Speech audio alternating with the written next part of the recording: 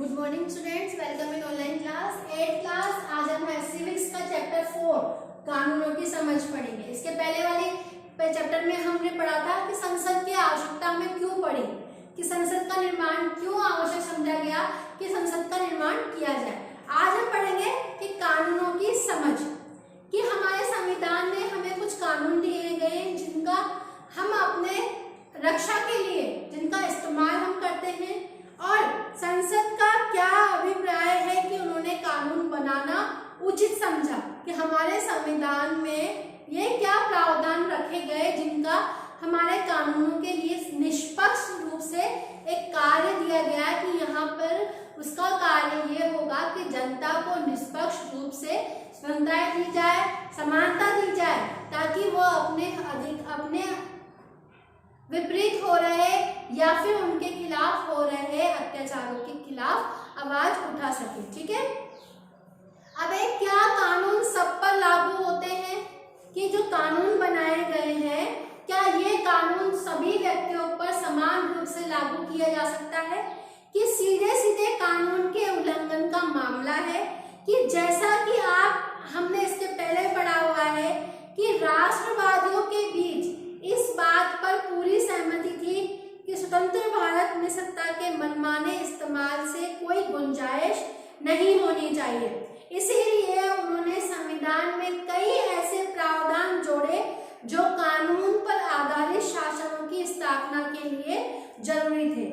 इनमें सबसे महत्वपूर्ण प्रावधान ये था कि स्वतंत्र भारत में सभी लोग कानून की नजर में बराबर होंगे, किसी को ना तो अधिक महत्व दिया जाएगा ना किसी दूसरे पक्ष को अधिक महत्व दिया जाएगा।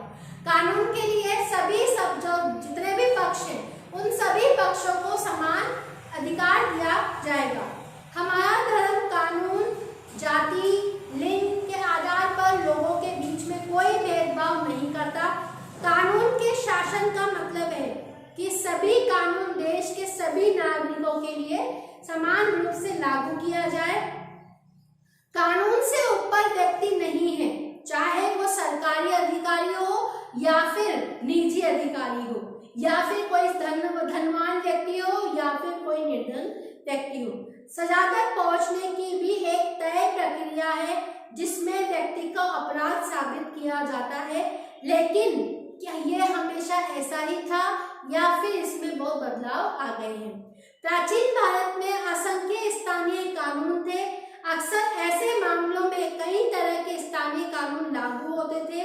विभिन्न समुदाय इन कानूनों को अपने अधिकार क्षेत्र में अपने हिसाब से लागू करने के लिए आजाद थे।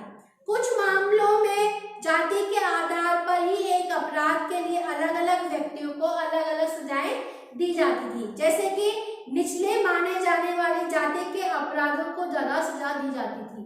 जो धनवान थे उनकी सजा कम थी, लेकिन जो निचली जाति के लोग थे उनको अधिक सजा दी जाती थी। औपनिवेशिक शासन के दौरान कानून पर आधारित व्यवस्था जैसे जैसे परिपक्व होती गई और जाति के आधार पर सजा देने का भेदभाव का चलन खत्म होने लगा। बहुत सारे लोग मानते हैं कि हमारे देश में कानून के शासन की शुरुआत अंग्रेजों ने की थी। इतिहासकारों में इस बात पर काफी विवाद रहा है। इनमें कई कारण हैं। एक कारण तो ये है कि औपनिवेशिक कानून मनमाने पंथ पर आधारित है, कि वो अपनी मर्जी के अनुसार ही कार्य करता है। दूसरी वजह ये बताई जाती है कि ब्रिटिश भारत में कानूनी मामलों के विकास में भारतीय राष्ट्रवादियों ने एक आम भूमिका निभाई थी। 1870 का राजद्रोही एक अंग्रेजी शासन के मनमानेपन की मिसाल थी। इस कानून में राजद्रोह की परिभाषा बहुत व्यापक थी।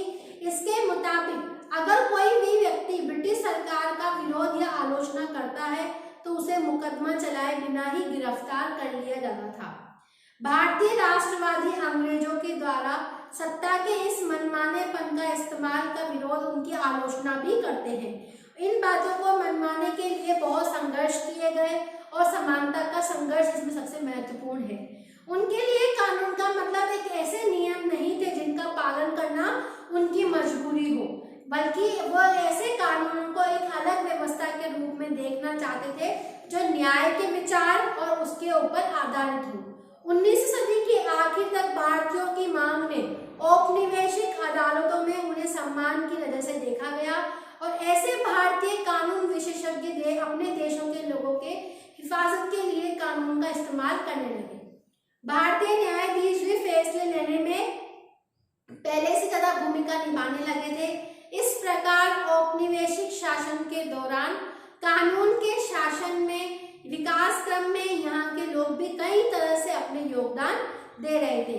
संविधान को स्वीकृति मिलने के बाद एक दस्तावेज ऐसी आधारशिला बन गया जिसके आधार पर हमारे प्रतिनिधि देश के लिए कानून बनाने लग गए और हर एक प्रतिनिधि को कई कानून बनाते थे, कई सारे पुराने कानून में संशोधन करते थे और नए कानून में जोड़े जाते थे कि कैसा कानून हम लोगों के होना चाहिए या किस तरह से कानून को निष्पक्ष बनाया जाए ताकि यहाँ पे जनता को उनके लिए यहाँ पे उनको सुविधाएं प्रदान की जाए। ठीक है, अब यहाँ तक आपको समझ में आ गया होगा। इसके आगे वाली क्लास में हम पढ़ेंगे कि नए कानून किस तरह से बनते हैं। ठीक है, धन्यवाद।